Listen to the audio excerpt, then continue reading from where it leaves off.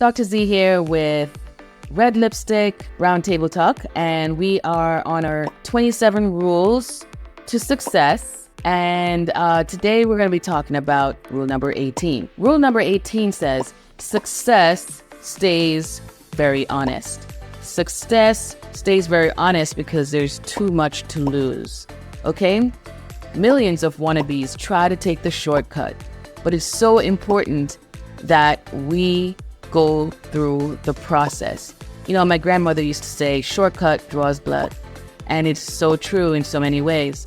So success is easy to do right for you to go ahead and do it wrong. So the first thing you want to do is make sure you're honest with yourself, honest with the people that you're working with, and honest with the society that you are trying to impress and impact. So again, success is ultra honest. It's shortcut draws blood. And when you try to do the quick way, chances are you're going to have to make up for that down the line. Stay honest, stay committed, and just enjoy the process. You cannot skip the steps. Success stays ultra honest. Enter Skolman. Follow now.